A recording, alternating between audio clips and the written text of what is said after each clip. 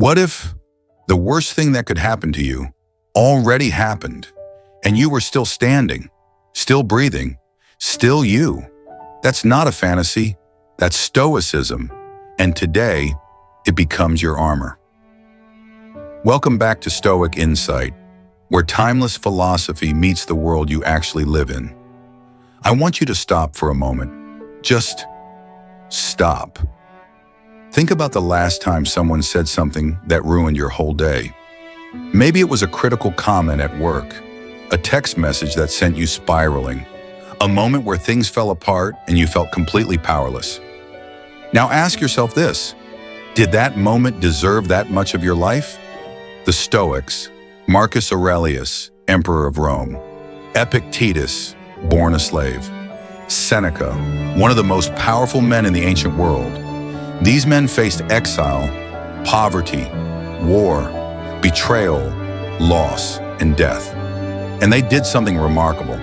They chose how to respond, not because they were superhuman, not because they didn't feel pain, but because they had trained themselves, habituated themselves through daily practices that made their minds as unshakable as stone.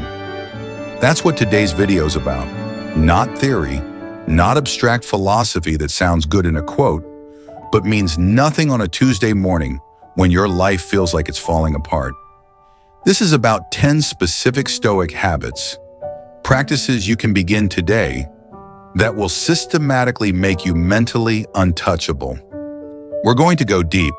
This is a long video, a complete video, because you deserve more than a 5-minute highlight reel. Real transformation takes time, and I'm going to give you every single thing you need. So get comfortable, maybe grab a notebook, and let's begin. Habit number 1, the morning audit. Begin each day with intention, not reaction. Most people wake up and immediately hand their mind over to someone else. The phone buzzes, the news screams, the emails pile up. And before your feet have even touched the floor, you are already reacting, already in a defensive posture, already being shaped by the world rather than shaping it. Marcus Aurelius woke up every single morning and did something different. He wrote, and not just anything. He wrote with deliberate, ruthless intention. He examined the day ahead. He anticipated difficulty.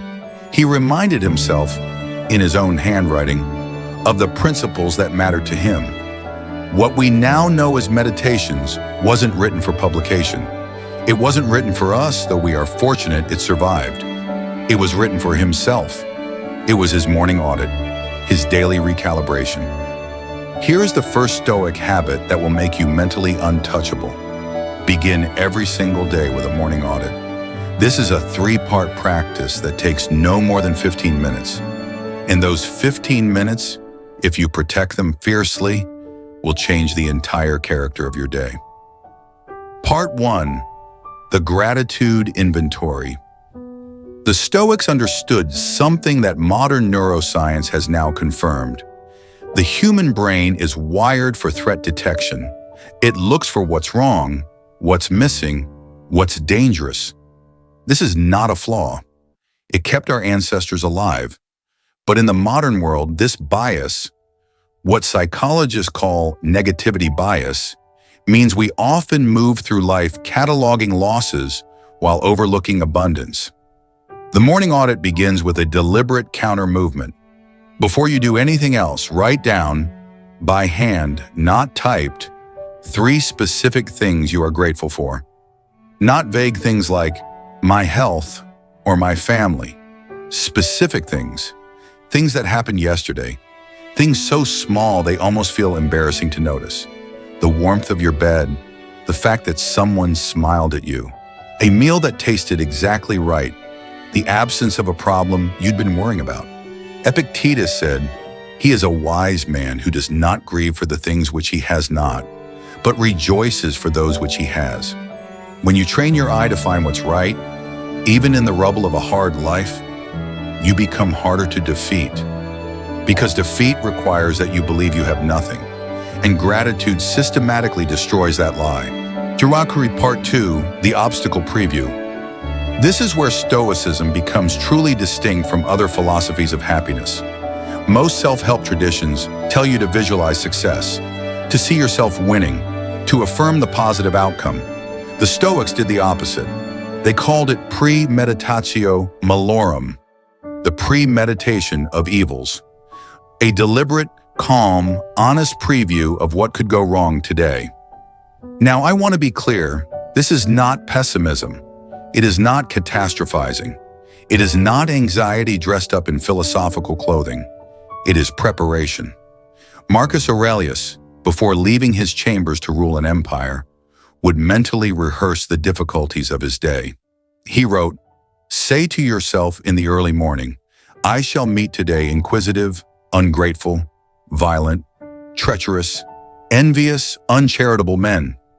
And then he went out and dealt with them, without surprise, without rage, without being derailed, because he had already seen it coming.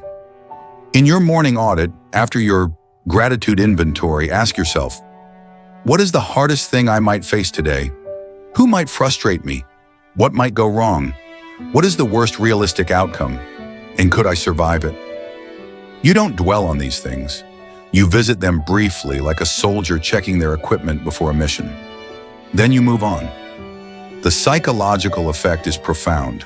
When the difficult moment arrives, and it will arrive, you have already processed some of its shock. You are not blindsided. You are prepared.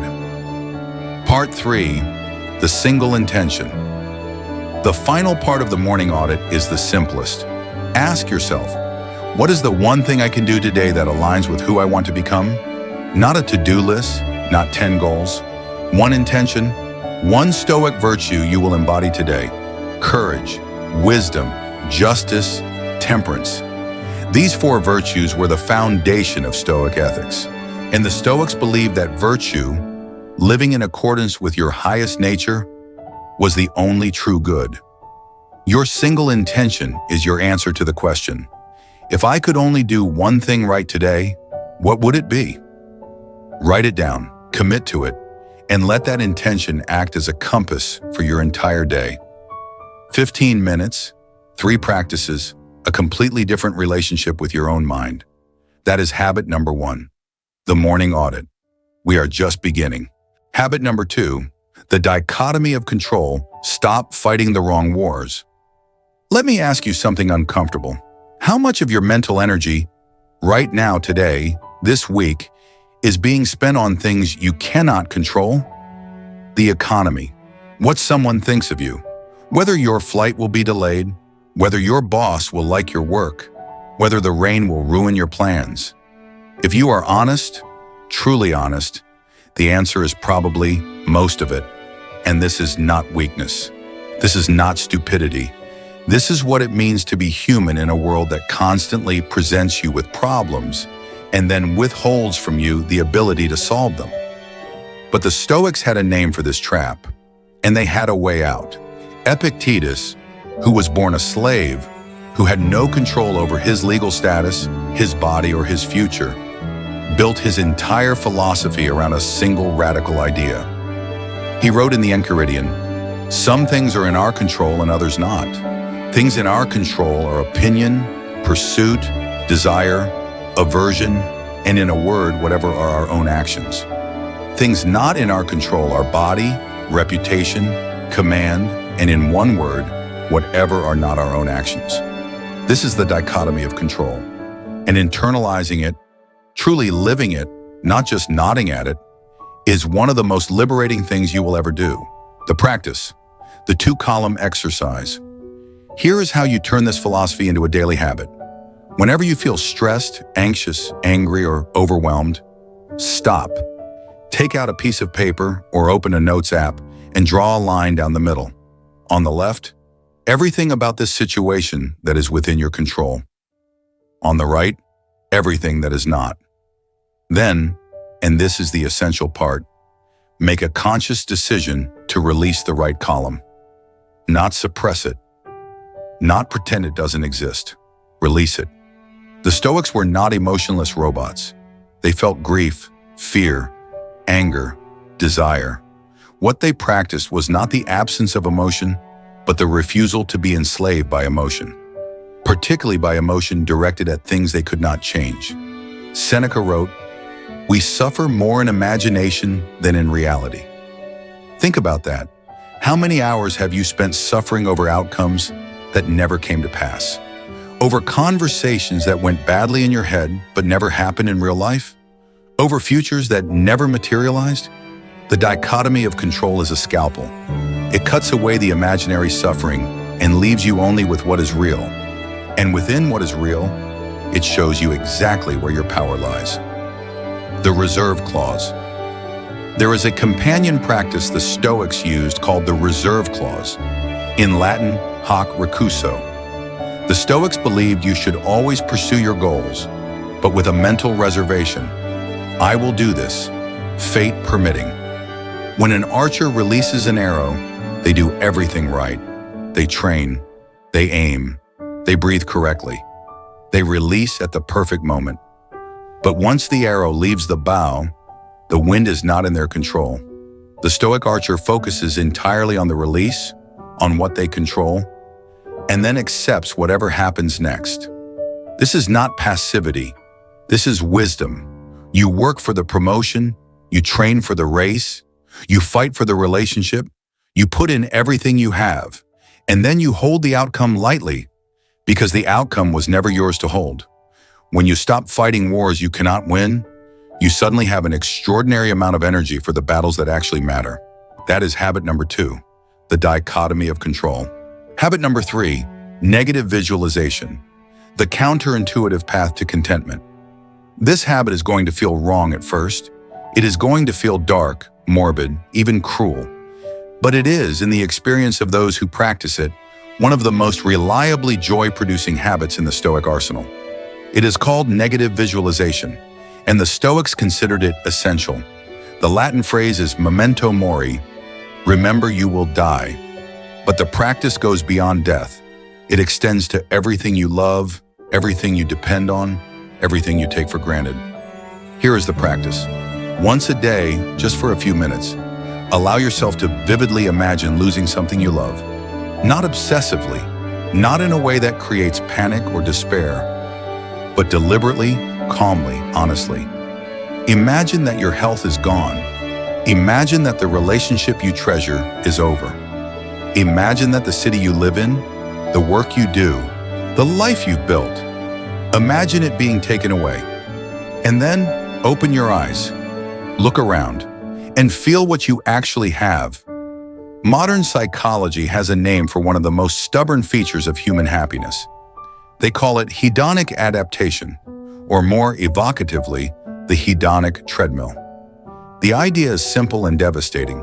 No matter what you gain, you adapt to it. The new car becomes just your car. The new apartment becomes just where you live. The relationship becomes routine. The income level becomes the baseline. We are always running, always chasing the next thing.